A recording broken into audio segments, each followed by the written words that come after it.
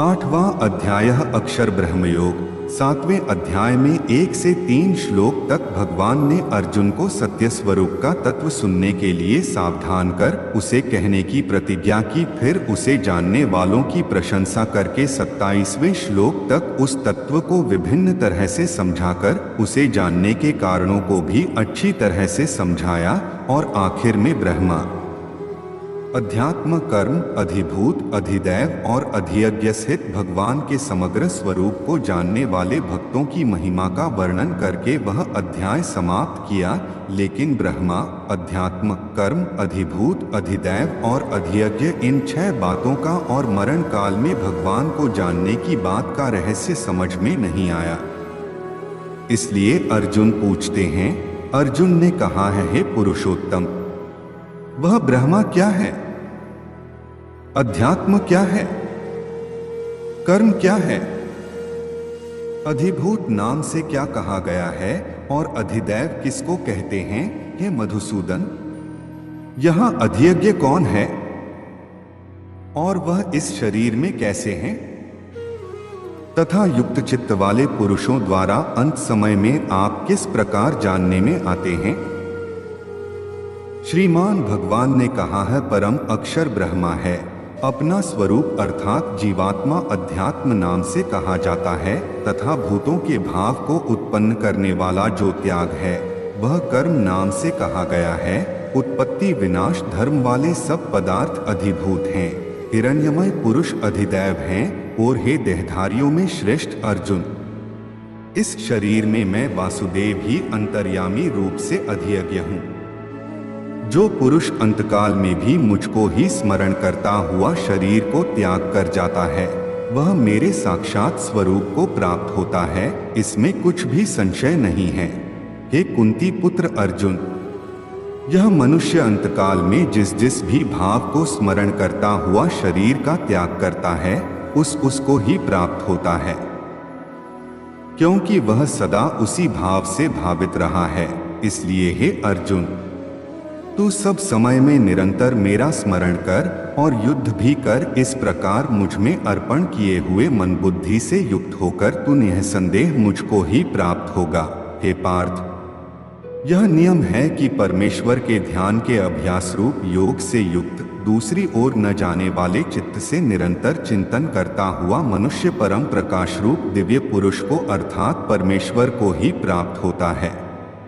जो पुरुष सर्वज्ञ, अनादि, सबके नियंता, सूक्ष्म से भी अति सूक्ष्म, सबके धारण पोषण करने वाले अचिंत्य स्वरूप, सूर्य के सदृश नित्य चेतन प्रकाश रूप और अविद्या से अति परे शुद्ध सच्चिदानंद घन परमेश्वर का स्मरण करता है, वह भक्तियुक्त पुरुष अंतकाल में भी योग बल से भ्रिकुटी के मध्य में प्राण को अच्छी प्रकार स्थापित करके फिर निश्चल मन से स्मरण करता हुआ उस दिव्य रूप परम पुरुष परमात्मा को ही प्राप्त होता है। वेद के जानने वाले विद्वान जिस सच्चिदानंद घन रूप परम पद को अविनाशी कहते हैं, आसक्तिरहित सन्यासी महात्मा जन जिसमें प्रवेश करते हैं और जिस परम पद को चाहने वाले ब्रह्मचारी लोग ब्रह्मचर्य का आचरण करते हैं, उस परम पद को मैं तेरे लिए संक्षेप में कहूँगा।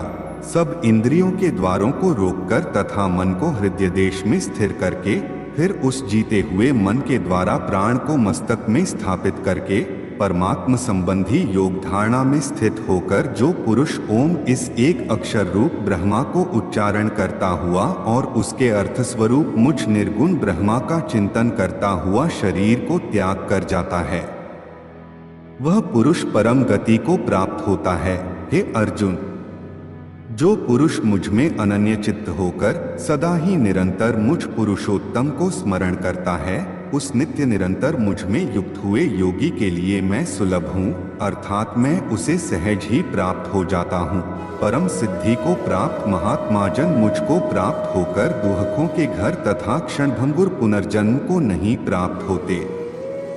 हे अर्जुन, ब्रह्मलोक सब लोग पुरावर्ती हैं, परंतु हे कुंती पुत्र, मुझको प्राप्त होकर पुनर्जन्म नहीं होता, क्योंकि मैं कालातीत हूँ और ये सब ब्रह्मादि के लोक काल के द्वारा सीमित होने से अनित्य हैं। ब्रह्मा का जो एक दिन है उसको 1000 चतुर्युगी तक की अवधि वाला और रात्रि को भी 1000 चतुर्युगी तक की अवधि वाला जो पुरुष तत्व से जानते हैं। वे योगीजन काल के तत्व को जानने वाले हैं। संपूर्ण चराचर भूतगण ब्रह्मा के दिन के प्रवेश काल में अव्यक्त से अर्थात ब्रह्मा के सूक्ष्म शरीर से उत्पन्न होते हैं और ब्रह्मा की रात्रि के प्रवेश काल में उस अव्यक्त नामक ब्रह्मा के सूक्ष्म शरीर में लीन हो जाते हैं।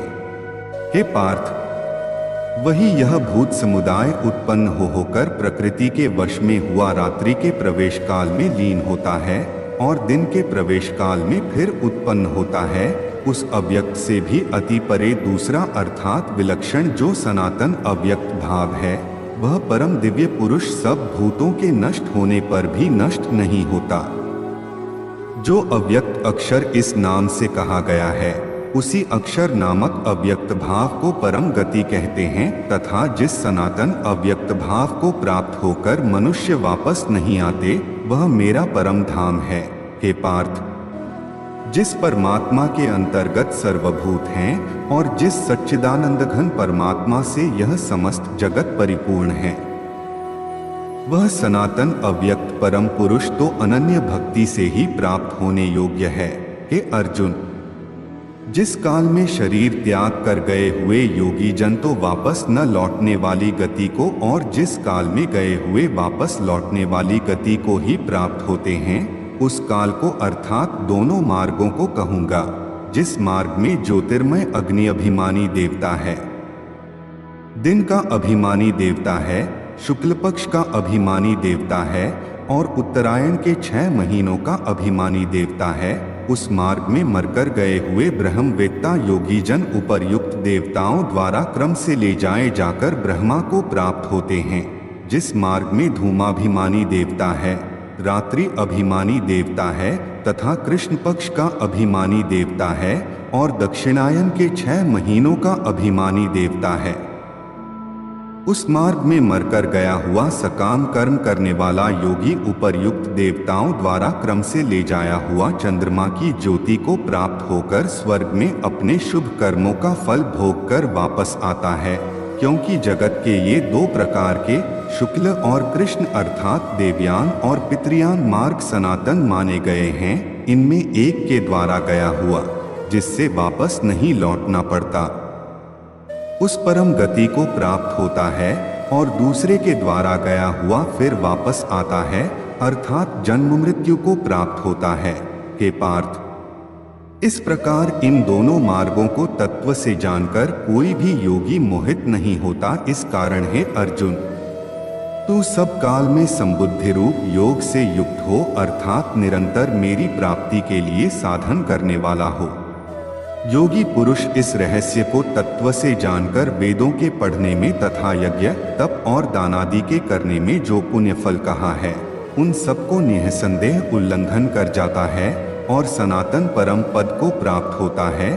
इस प्रकार उपनिषद, ब्रह्म विद्या तथा योग शास्त्र रूप श्रीमद् भगवद गीता के श्री कृष्ण अर्जुन संवाद में अक्षर ब्रह्मयोग नामक 8वां अध्याय संपूर्ण हुआ।